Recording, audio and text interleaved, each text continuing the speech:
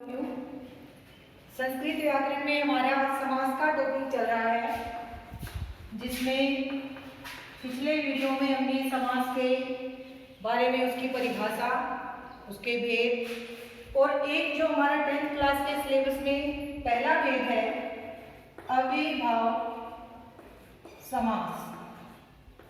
अव्ययीभाव समास, उसके बारे में पढ़ा। क्या पढ़ा कि जिस समास का पहला पद क्या होगा, प्रधान होगा, और पहला पद कोई उपसर्ग या अव्यय होगा, तो वो समास अव्ययीभाव समास होता है। ठीक है। अब जो दूसरा आपके सिलेबस में समास है वो है कर्मधारय समास। कर्मधारय समास। कर्मधारय समास किसे कहते हैं? ये जो कर्मधारय समास है, इसका अपने विशेष्य और विशेषण, यानी संस्कृत में लिखेंगे तो कैसे लिखेंगे? विशेषण, विशेषण,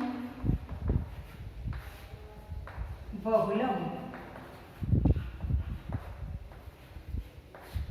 अर्थात विशेष्य और विशेषण जिस समास में होता है वह कर्मधारय समास होता है।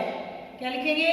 अर्थात अगर हम इसकी परिभाषा लिखते हैं तो जब किसी सामासिक पद में, अर्थात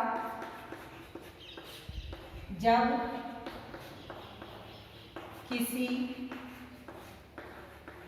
सामासिक पद में, जब किसी सामासिक पद में क्या होगा? एक पद विशेषण और दूसरा पद क्या होगा? विशेष्य। सामासिक पद में एक पद विशेषण और दूसरा पद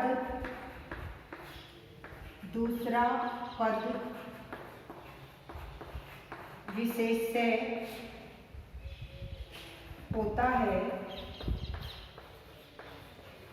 होता है, वहां कर्मधारय समास माना जाता है या कर्मधारय समास होता है। कब? जब किसी सामासिक पद में एक पद विशेषण और दूसरा पद विशेष्य होता है तो वहां कर्मधारय समास माना जाता है या कर्मधारय समास होता है। ठीक है। ये हो गई हमारी कर्मधारय समास की परिभाषा। कि कोई पूछे कि कर्मधारय समास किसे कहते हैं, तो जब किसी सामासिक पद में एक पद विशेषण और दूसरा पद विशेष्य होता है वहां पर कर्मधारय समास होता है। ठीक है। अब इसकी पहचान हम कैसे करेंगे कर्मधारय समास की, उसके बारे में जान लेते हैं। जब हमने कोई भी उदाहरण पढ़ते हैं, देखते हैं, तो उसमें दो चीजें मिलेंगी। एक तो एक पद विशेष्य और दूसरा विशेषण। और दूसरी पहचान क्या होगी? अगर विशेष्य और विशेषण नहीं है तो वो उपमान और उपमेय के रूप में हमारे सामने दिखेंगे। ठीक है। जैसे पहचान में लिखेंगे हम,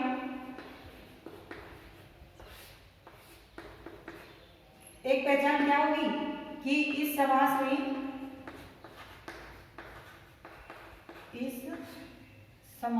में एक पद विशेषण और दूसरा पद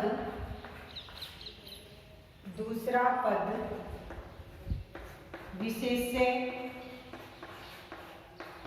होता है। एक पहचान तो ये हो गई।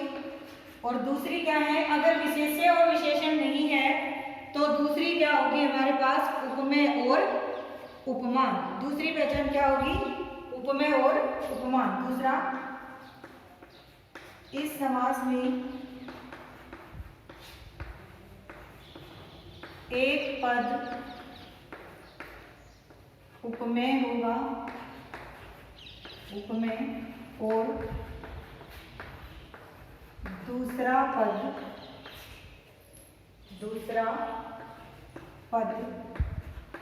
उपमान होता है। विशेष्य और विशेषण, उपमेय और उपमान, सिर्फ दो चीजें हमें देखनी है। क्या? या तो होगा विशेष्य और विशेष्य और विशेषण, और दूसरा क्या होगा? उपमेय और उपमान। विशेषण और विशेष्य, उपमेय और उपमान, ये दो चीजें हमें कर्मधारय समास में देखनी है। ठीक है, अभी इसको जब हम विग्रह करते हैं तो कुछ पहचान होती है, क्योंकि जब विग्रह करेंगे तो कहीं पर असौ आता है और कहीं पर तद। ठीक है, जब हम उदाहरण पढ़ेंगे तब हमें पता लगेगा कि कहाँ पे असौ होता है, कहाँ पे तद होता है, और वो कहाँ करना है उसकी हम थोड़ी सी पहचान या नियम जो है वो लिख लेते हैं। ठीक है, देखिए जब विग्रह करते हैं इसका तो होता है कर्मधारय समास का विग्रह कैसे होता है? पहले क्या लिखेंगे? विशेषण। पहले क्या लिखेंगे? विशेषण, और विशेषण के बाद में च। विशेषण के बाद में क्या लिखेंगे? च, और उसके बाद में असौ या तद, और उसके बाद में लिखेंगे हमारा विशेष्य। ठीक है, ये हो गया हमारा विग्रह करने का नियम। कर्मधारय समास का विग्रह कैसे करेंगे? पहले विशेषण, फिर च, फिर असौ या तद में से एक, और फिर हम लिखेंगे विशेष्य। ठीक है, ये ध्यान रखना, विग्रह जब भी करेंगे आपके पास कोई भी उदाहरण हो तो पहले उस उदाहरण का विशेषण लिखेंगे, फिर च लगाएंगे, उसके बाद में असौ या तद दोनों में से एक लगाएंगे, और उसके बाद में आएगा हमारा विशेष्य। ठीक है, अब ये विशेष्य में और विशेषण के बाद में असौ और तद जब उदाहरण होगा तो हमें कैसे पता चलेगा कि हमें कहाँ पे तो असौ लगाना है और कहाँ पे तद लगाना है? तो उसके लिए भी हमारे पास पहचान के दो नियम है। पहला क्या कि विशेष्य पुल्लिंग या स्त्रीलिंग होने पर असौ लगाते हैं। जो हमारा विशेष्य पद है, विशेष्य पद पुल्लिंग या स्त्रीलिंग, विशेष्य पुल्लिंग या स्त्रीलिंग होने पर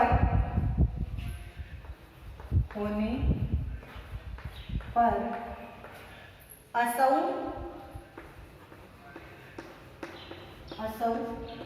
लगाते हैं, असौ लगाते हैं। ठीक है, क्या लगाएंगे? असौ। और दूसरा क्या है? यदि विशेष्य नपुंसकलिंग है, विशेष्य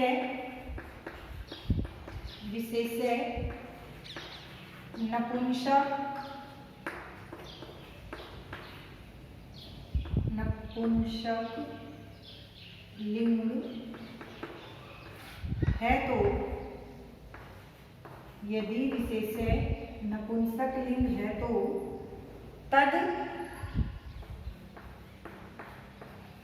लगाते हैं, तद लगाते हैं। ठीक है, अब ये असौ और तद के जो उदाहरण हैं उनको हम आगे अब उदाहरणों के माध्यम से समझते हैं। विशेष्य और विशेषण क्या होता है? विशेषण होता है जिसकी विशेषता यानी संज्ञा और सर्वनाम की जो शब्द विशेषता बताते हैं वो क्या होता है?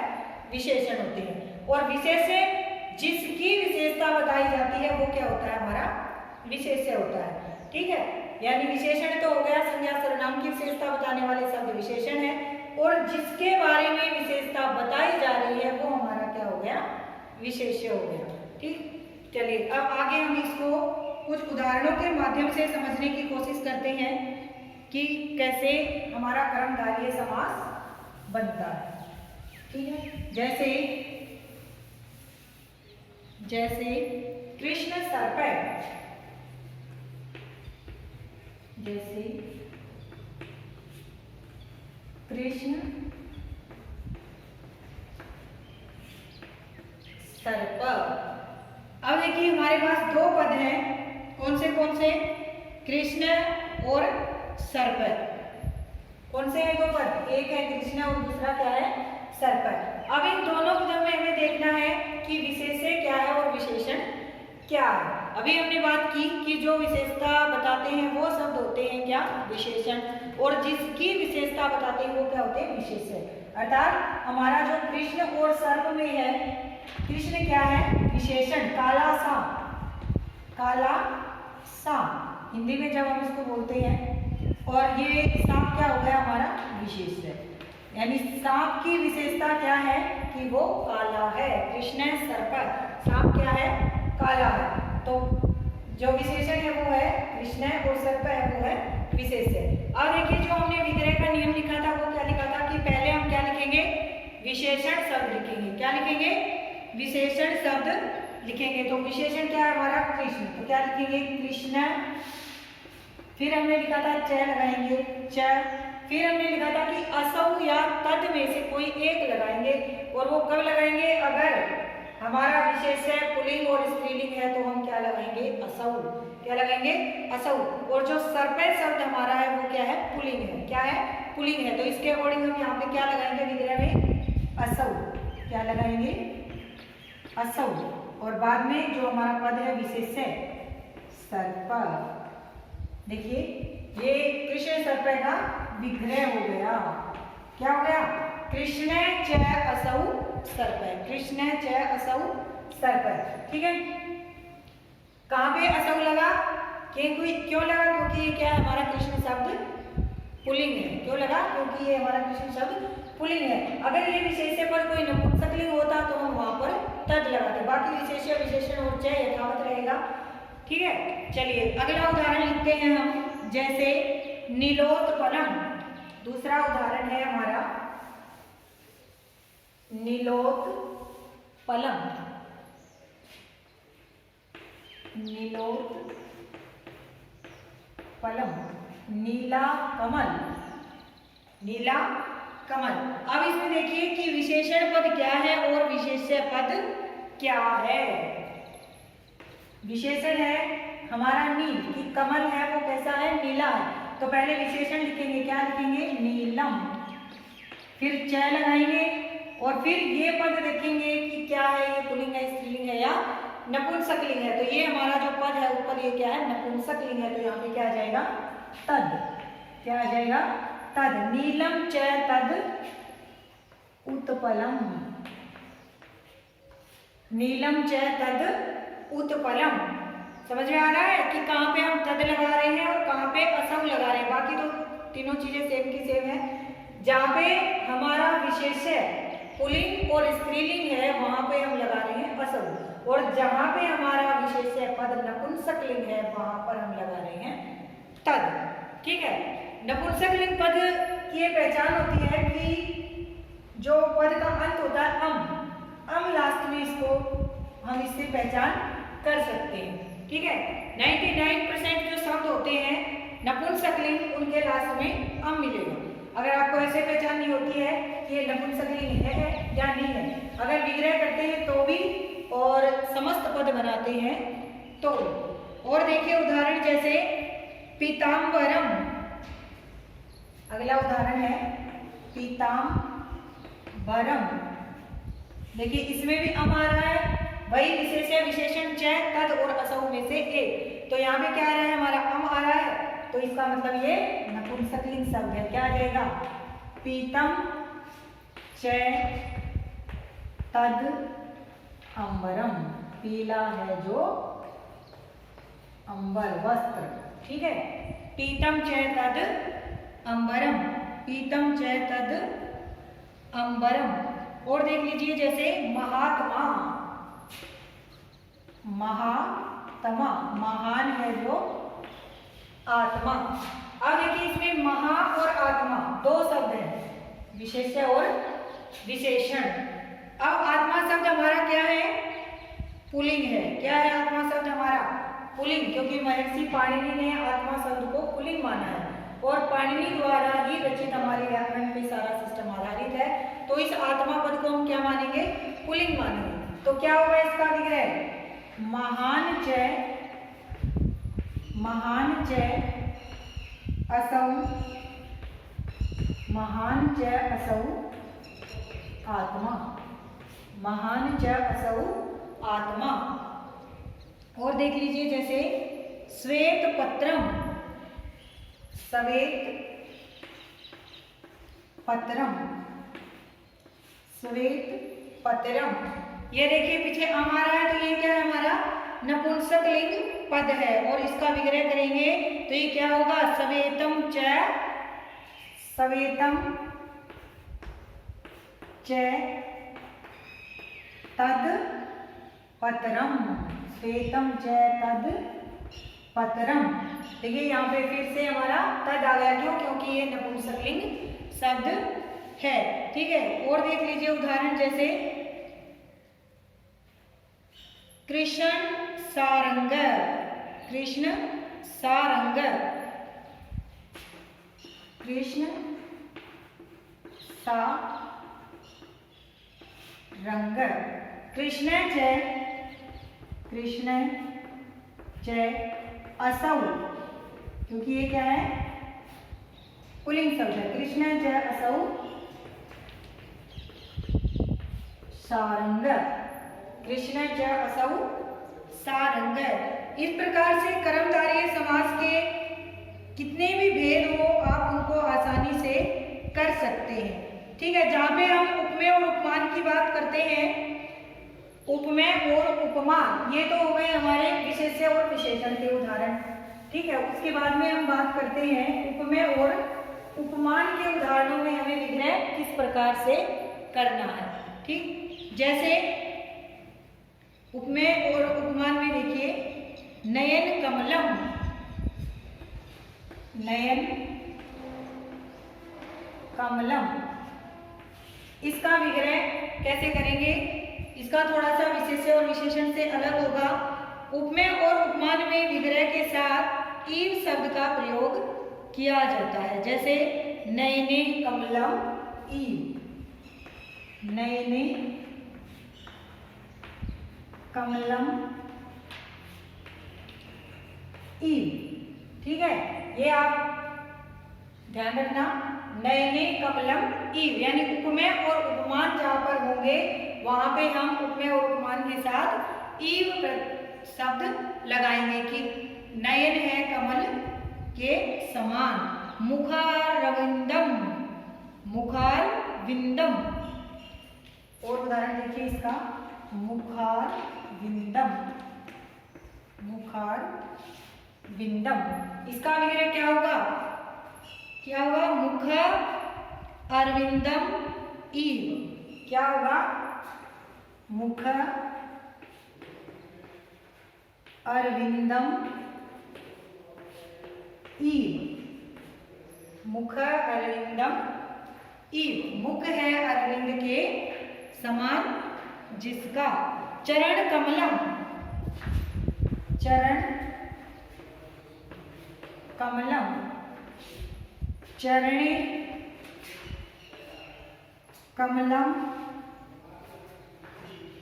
चरणे कमलम ईव, चरणे कमलम ईव। ठीक है, तो जहां पे उपमेय और उपमान होगा वहां पे हम बाद में क्या लगाएंगे, ईव शब्द का प्रयोग करेंगे। ठीक है, जैसे घन श्यामय, घन श्यामय, घन ईव श्यामय, घन ईव श्यामय।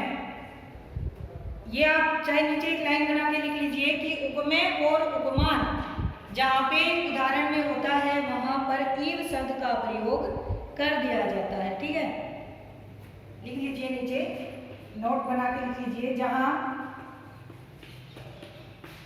उपमेय और उपमान, उपमेय और उपमान पद में होते हैं, पद में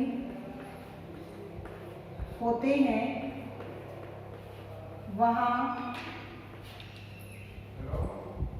विग्रह करते समय, वहां विग्रह करते समय, विग्रह करते समय ईव, ईव शब्द का प्रयोग किया जाता है। ईव शब्द का प्रयोग किया जाता है। ये आप नोट बना के लिख लेना नीचे कि जहां उपमेय और उपमान पद में होते हैं वहां विग्रह करते समय ईव शब्द का प्रयोग किया जाता है। ठीक है, ये आपका कर्मधारय समास। जो एक और समास आपके सिलेबस में है वो है द्वंद्व समास। कौन सा है? द्वंद्व समास। द्वंद्व समास क्या नियम, क्या पहचान होते हैं? तीसरा जो समास है आपका वो है द्वंद्व समास। देखिए ये जो द्वंद्व समास है इसमें दोनों पद प्रधान होते हैं। क्या होते हैं? सूत्र क्या है इसके लिए?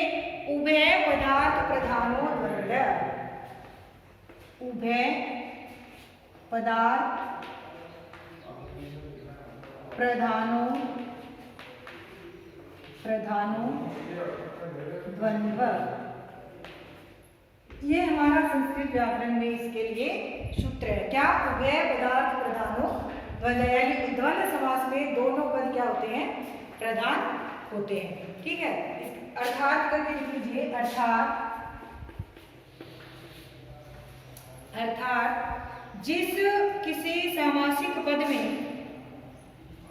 या जब किसी सामासिक पद में दोनों पद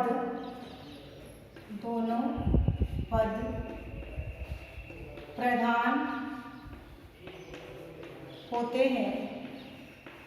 जब किसी सामासिक पद में दोनों पद प्रधान होते हैं तो वहां द्वंद्व समास माना जाता है। तो वहां द्वंद्व समास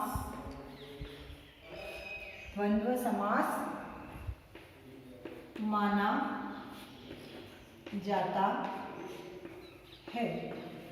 तो वहां द्वंद्व समास माना जाता है। ठीक है, चलिए ये हो गई आपके द्वंद्व समास की परिभाषा। अब हम इसके कुछ उदाहरणों के माध्यम से इस समास को समझने का प्रयास करेंगे। ठीक है, जैसे माता पितरौ, सीता रामौ, जैसे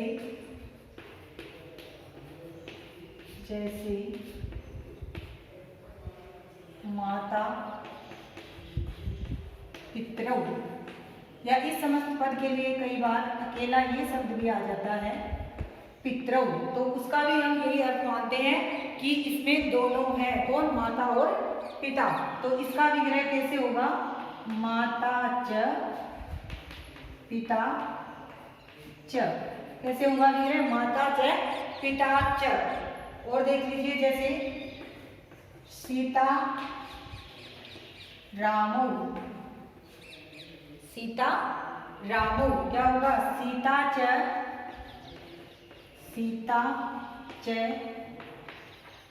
राम च, सीता च राम च। राम लक्ष्मणौ,